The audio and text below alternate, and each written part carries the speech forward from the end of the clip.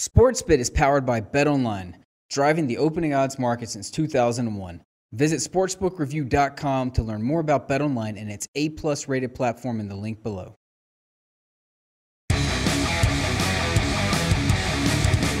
Welcome back to SportsBit Betting Insight today. Let's get right into it. Turkey Day football, Thursday night, the late game. Giants and the Redskins. Washington, 7.5, 44 is what I put up here. You can make an argument that it's 7. The line's bouncing between 7 and 7.5. Very important to note. If you like the Redskins, go to SBRodds.com, find a book that has Washington -7, and bet it at that sports book. If you like the Giants, find a book at SBRodds.com that has the Giants plus 7.5. Make a wager on that sports book. You can find both lines right now. Don't be foolish. Lay 7, take 7.5.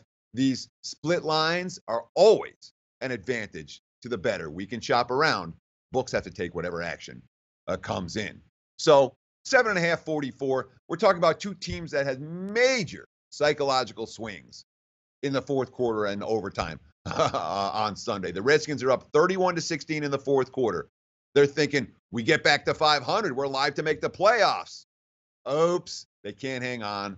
At 4-6, they're basically dead. Meanwhile, the Giants, they gutted out in overtime. It's a team that's heading nowhere, but an overtime win over Kansas City, that's a confidence boost for the G-men. So two squads that maybe psychologically in pretty different places, especially when we're talking about responding on a short week. Look at the quotes from the Giants. This team hasn't quit, right?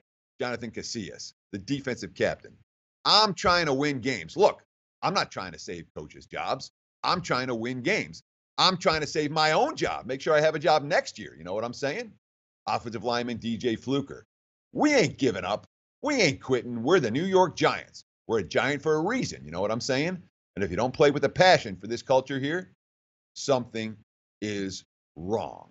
Now, of course, defensively, the Giants have fallen off the table this year compared to where they were last year. Last year, they were number 2 on the Football Outsiders advanced metric ratings. This year, not even close. Let's just put it that way. Now, last week, dominant defensive showing against the Chiefs, right? They hold Kansas City to field goals, just 9 points, win the game in overtime. But you wonder, is that the Giants defense really stepping up? Or was it just a win, and Kansas City's red zone struggles? Giants good, Chiefs bad. That's the argument.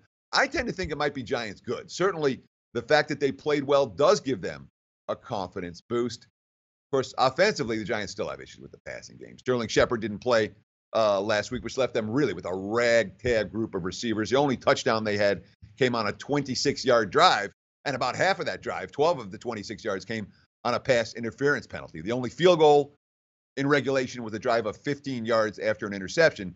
So it's not like the Giants' offense is working, even if their defense has gotten a little bit better. The Shepard status for Thursday's game still in question as we record this on Tuesday.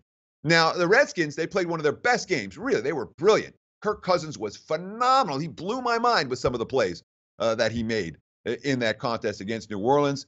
But it all came apart late in the fourth quarter. The last 3 drives in regulation. Look at the graphic. Saints, 8 plays, 75 yards, boom, into the end zone, touchdown. Redskins, 3 and out. Saints, 4 plays, 87 yards, touchdown, plus the 2-point conversion in the mix. The defense, game on the line for the Redskins. Got to get a stop. Well, that defense allowed 13.5 yards per play on the final two drives with the game on the line. And don't underestimate the loss of Chris Thompson, who has been he's been a real catalyst for them on offense. We've talked about him on SportsBit more than once this season. 294 rushing yards at 4.6 yards per carry. 39 catches for 510 yards. That's almost 14 yards per catch for a running back. You never see that. Big impact injury for Washington on top of the blown loss, on top of the defensive meltdown. Offensive lineman Morgan Moses talking about Chris Thompson's injury. Quote, you might not be able to replace a guy like that. The things he brings to the offense, to special teams, just the guy he is in the locker room. It's hard to lose a guy like that. I'll say this much. This is not a game I'm excited about. But if I'm playing it, I ain't laying with Washington. I do not trust the Redskins to bounce back well off of last week's debacle and the Chris Thompson injury. Stay tuned right here on Sports. We've got Egg Bowl preview coming up next. Hey guys, thanks for tuning in to our channel. Now, we've put a lot of work into producing all these free videos, so please help us out and keep all our content free for you forever by simply liking, sharing, commenting, and subscribing. Now, not to mention, a visit to our industry-leading website will warm the hearts of all our SBR employees, especially myself. Now, the links are over there to the left, so do check those out. Thanks for watching.